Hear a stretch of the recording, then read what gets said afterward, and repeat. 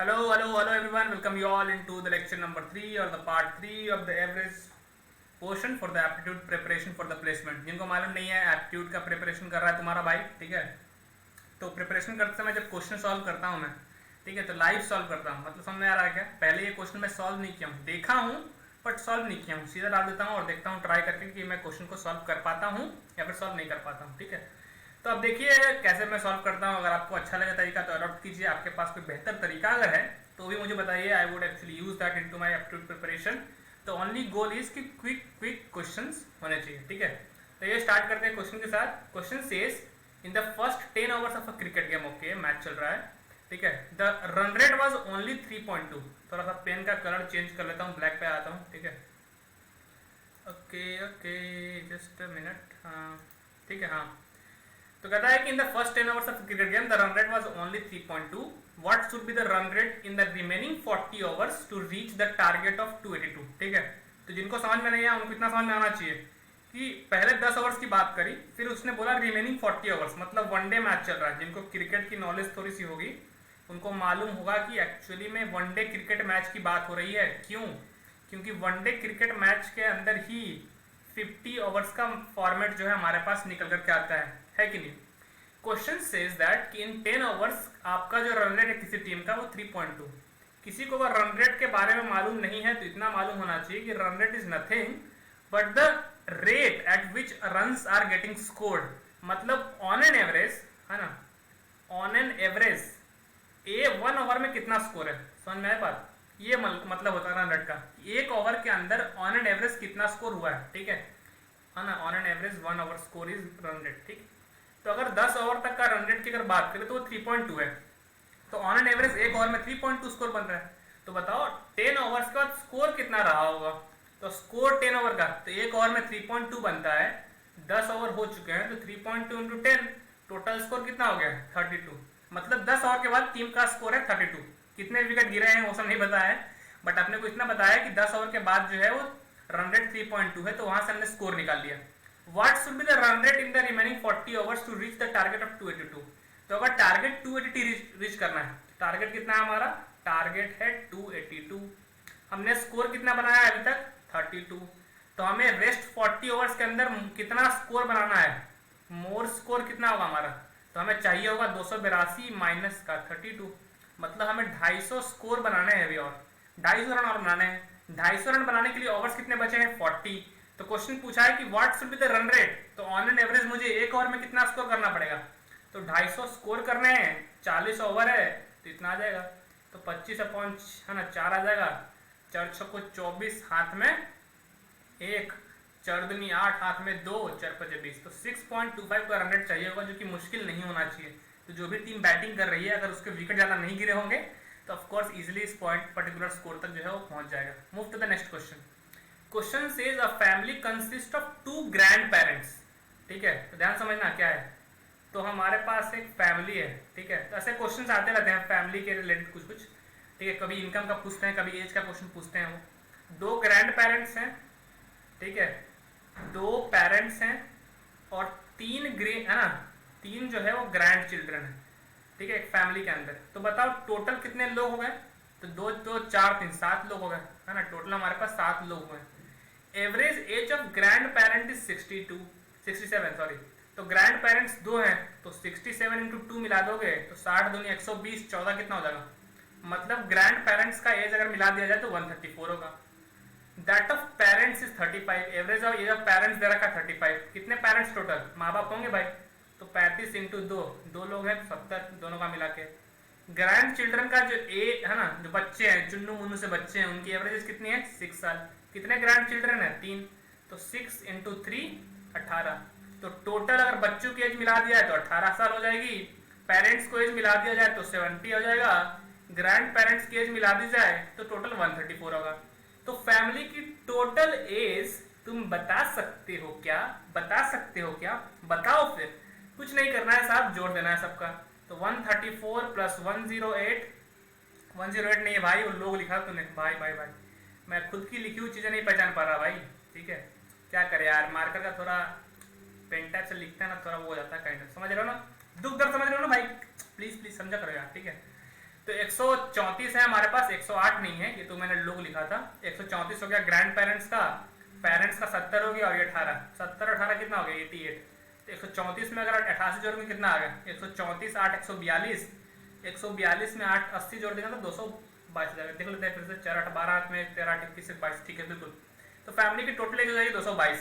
Question पूछता है कि what is the average age, तो एवरेज निकालने के लिए क्या करोगे, एवरेज का बेसिक फॉर्मूला याद करो मेरे भाई, total as upon total number of observation. 7 लोग हैं ना फैमिली के अंदर, 2 पेरेंट्स हैं, 2 ग्रैंड पेरेंट्स हैं, सॉरी 2 पेरेंट है, 2 ग्रैंड पेरेंट, हाँ 3 ग्रैंड चिल्ड्रन है, तो 7 लोग हैं।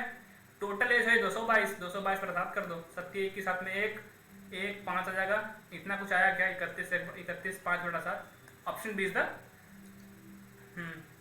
थोड़ा यार पानी पी लेता है यार, मेरे को अजीब लग रहा है थोड़ा, ठीक है, अलाउ मी।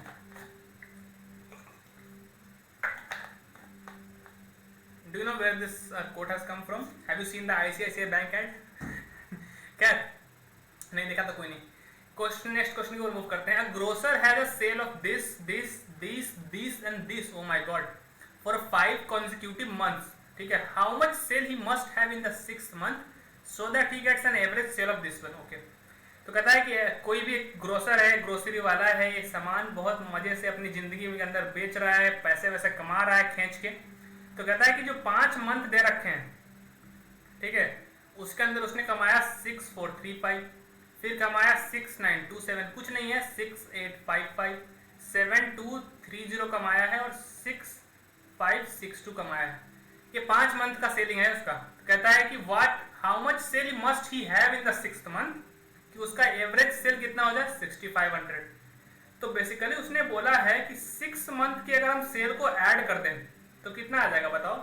तो 6 मंथ के बाद एवरेज है 6500, तो 6500 इंटू 6, ये हमारी फाइनल डिजायरेबल वैल्यू है। इतनी की सेल हम चाहते हैं 6 महीने के बाद। मल्टीप्लाई करो, 2 0 2 0 कैंसिल हो जाएगा, 6 बचे हो जाएगा 30, बचेगा हाथ में कितना 3, 6 छक 36, 36 3 39 मेरे भाई। मतलब हम 6 महीने में टोटल 39,000 का सामान बेचना चाहते हैं। हमने 5 महीने के अंदर बेचा कितना है, जोड़ दो, तो 6000 6000 12 12 6 18 18 25000, 2500 कितना, केवल 1000 में जोड़ा हूं, 31000, 100 वाले जोड़ लेते हैं, 400 9 1300 8 2100 2300 500 2800 आ गया भाई। तो 2800 यहां से आ गया। 2 डिजिट वाला जोड़ने से पहले मैं टेंस को जोड़ देता हूँ, 30 20 50 50 100 130 190, बढ़िया। और लास्ट सिंगल डिजिट जोड़ लो, 5 7 12 5 17 2 19, तो 190 और 19 जोड़ोगे तो तुम्हारे पास 209 आ जाएगा। 209 में 2800 जोड़ोगे तो कितना आ जाएगा 3009 आ जाएगा। 31000 में 3009 जोड़ोगे तो 34009 आ जाएगा।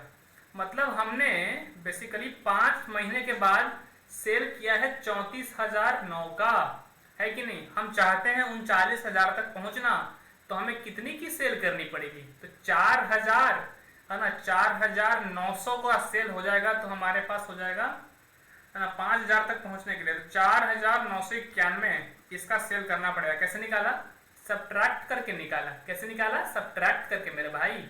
तो 34009 है, 10 में से 1 गया 1, 9 में से 0 गया 9, यहाँ पे भी 9 में से 0 गया 9, 38 में से 4 गया कितना, 38 में से 34 गया 4, सॉरी हाँ। तो 4991 का सेल अपने को करना पड़ेगा। Option A for apple, A for Anand Kumar, A for anyone is the correct answer. Let's move to the next question. The average of 20 numbers is 0. जब भी कोई हमें एवरेज बोलता है तो हम सीधा सम पे जाते हैं। मतलब हमारे पास 20 नंबर्स हैं, तो sum of 20 numbers is equal to क्या हो गया 0, ठीक है। तो हमें 20 नंबर का सम 0 दे रखा है। अब 2 पॉसिबिलिटी हो सकती है इसके होने की। क्या है पॉसिबिलिटी, कि सारे के सारे नंबर क्या हो जाए, सारे के सारे नंबर 0 हो जाए, है कि नहीं। दूसरी पॉसिबिलिटी क्या हो सकती है, कि एक्चुअली में जो पॉजिटिव टर्म्स होंगे हमारे इस पर्टिकुलर नंबर्स के अंदर, जो सम ऑफ पॉजिटिव नंबर्स हो गए वो इक्वल हो जाए किसके, सम ऑफ नेगेटिव नंबर्स के। अगर ये सिनेरियो हो जाएगा तो हम बोल सकते हैं इन दोनों में से कोई भी अगर सिनेरियो हो जाएगा तो हमारा एवरेज 0 आएगा। Let's suppose 5 number for example लो, तो पांचों के पांचों अगर 0 लोगे तो सम कितना आएगा 0 आएगा, और सम ही 0 आ गया तो एवरेज 0 आना ही आना है। कोई माँ का लाल इसको नहीं बचा सकता। एवरेज मैथमेटिक्स जिसको भी आती है उसको समझ में आ रहा होगा कि जीरो में जीरो जोड़ने पे जीरो ही आता है भाई, कुछ और नहीं आता। समझ में आ रही बात? अच्छा, एक और पॉसिबिलिटी है कि 5 नंबर्स लें, उसमें कुछ पॉजिटिव नंबर ले लें, कुछ नेगेटिव नंबर ले लें और उसका सम क्या आ जाए, जीरो आ जाए। जैसे देखो 1 2 3 ले लिया तो 3 नंबर्स का सम 7 है। अगर हम -2 -5 ले लें तो अब भी सम कितना आएगा भाई? देखो ना, पॉजिटिव टर्म का सम कितना आ गया 7, निगेटिव टर्म का सम कितना आ गया -7, जोड़ोगे तो सम कितना आएगा 0। तो अगर किसी सेट ऑफ नंबर्स का एवरेज 0 है, it simply means that either all the numbers involved is 0 और there is a scenario in which the sum of all the positive numbers is equal to the sum of negative numbers. Are you getting it? You should have till now. Otherwise कुछ दिक्कत है, तुम्हारा focus कहीं और है फिर, ठीक है। Question sage of them at most, सबसे ज्यादा पूछ रहा है कितने मैक्स टू मैक्स हो सकते हैं। How many may be greater than 0, max to max कितने ग्रेटर देन 0 हो सकते हैं। तो गौर से समझो, अगर कोई भी, अगर इवन एक सिंगल पॉजिटिव नंबर भी आ गया ना, सिंगल पॉजिटिव नंबर भी हमारे पास जब आ गया तो बाकी जो नंबर्स मिल करके रहे होंगे उसको हमें निगेटिव करना होगा। हमसे इसने पूछा कि मैक्सिमम कितने पॉजिटिव नंबर हो सकते हैं, तो मैक्सिमम 19 पॉजिटिव नंबर हो सकते हैं। कैसे? क्योंकि अगर 19 पॉजिटिव नंबर ले लिया तो एक जो 20वां नंबर हमारे पास होगा उसको हम निगेटिव ले लेंगे, और क्योंकि जीरो करना है ना, सम जीरो करना है, तो max to max 19 positive number ले सकते हैं और जो 20वां नंबर होगा उसको निगेटिव कर देंगे और उसकी वैल्यू उतनी के बराबर कर देंगे जितना इन 19 नंबर्स का सम है, सो दैट नेट सम क्या हो जाए, जीरो। बेसिक मैथमेटिक्स है कि अगर ओवरऑल सेट ऑफ नंबर्स का सम जीरो होना पड़ेगा तो दो ही केस है, या तो सारे के सारे जीरो हो जाए या तो कुछ पॉजिटिव नंबर है और कुछ नेगेटिव नंबर हो, और पॉजिटिव नंबर होंगे तो मैक्स टू मैक्स कितने पॉजिटिव हो सकते हैं, तो एक तो नेगेटिव होगा ही होगा। जीरो अगर होना है और उस नंबर्स के सीरीज में पॉजिटिव नंबर्स भी हैं तो एक नंबर को जीरो होना ही पड़ेगा।